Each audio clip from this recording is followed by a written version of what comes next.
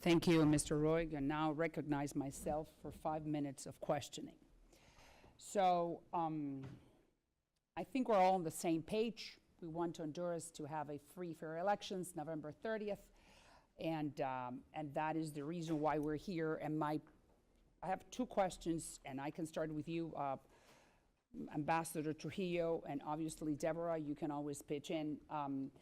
Is the current Castro government trying to rig the elections? Yes or no? And if they are, how are they doing? And number 3, what can the United States do in order to stop that effort? Thank you, Madam Chair. The answer is yes. And how are they doing it? If you look at the way that they've gone after the Electoral Council is composed of 1 member from each party. There are 3 major parties in Honduras. Everyone sends a representative. The Attorney General, who happens to be Rick Moncada, one of the candidates' nephew, has decided to summon the 2 opposition parties to come and testify before his office. The purpose of this testimony is to present criminal charges to ultimately disqualify them from serving in that capacity. Who will be the replacements? And what's the importance of the National Electoral Council for those that don't understand well? Why are they so important? The council adjudicates the outcomes of the elections and certifies its results. And the reason it's composed of all political parties, because you want buy-in, you want finality, you want certainty.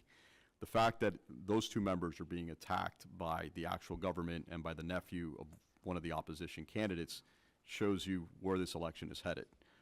Furthermore, Redondo, who controls the National Assembly, has already named the replacements. The replacements for partisan positions are not from the same party. They're hand-selected by their government in order to influence the outcome of the election. What can the United States do at this hour, 10 days out from the election, in order to prevent any type of stealing or rigging the presidential elections? What can we do?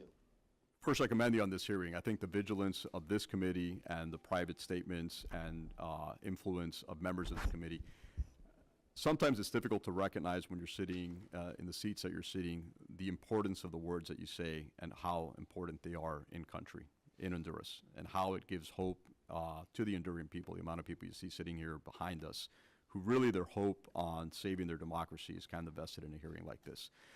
The other thing is the United States government has a plethora of tools that they could use in order to apply individual sectoral pressure to individuals who violate or usurp the rule of law, who violate or usurp democracy, individuals who commit human rights violations, whether it's in a targeted sanction matter towards an individual or towards an entire institution.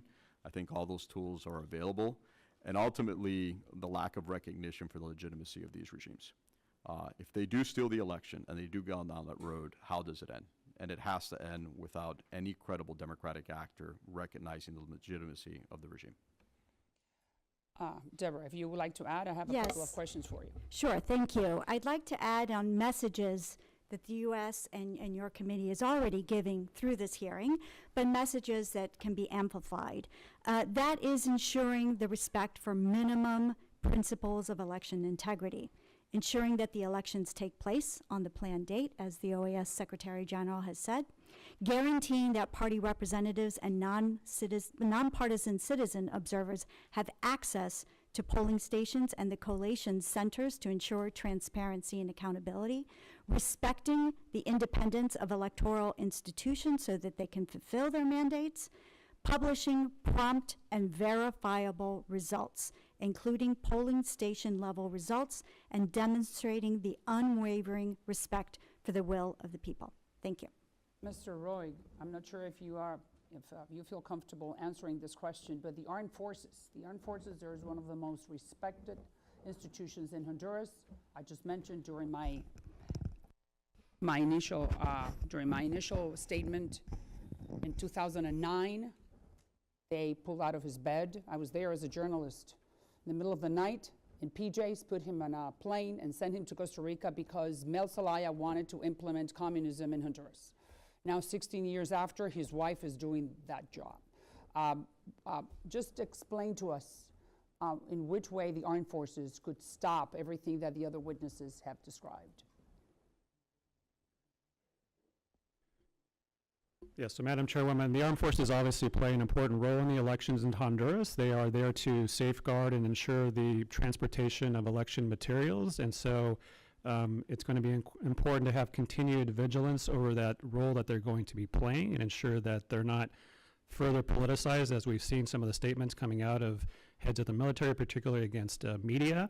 And so it is concerning, and that's why, we have electoral observation happening on the ground to ensure that things do go smoothly and in a way that's transparent. What I just would like to hear from three of you, why have the Honduran armed forces been involved in a way that has not been seen in the last 50 years? There were I would say through the General Roosevelt and many others, they're much more politicized. The rank and file armed when forces. did that start? That started under this administration, under Xiomara Castro. And why did that happen? What incentives did the current president or government has given the top echelon of the armed forces to become more politicized? What happened? It's absolute loyalty to the executive rather than to the Constitution. And That has not been the case in Honduras for the last 100 years. historically, it would be difficult to see the president of the country giving multiple political speeches with high-ranking generals standing behind them.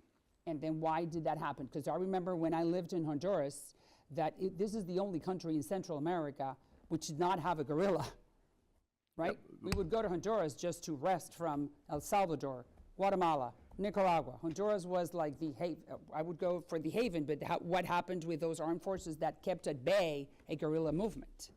The top purge of the armed forces, the top brass of the armed forces have been purged and replaced by ideological loyalists to the regime. That happened in Cuba, Castro, Chavez, Venezuela. And Nicaragua. I yield back, and I recognize Ranking Member Castro for 5 minutes.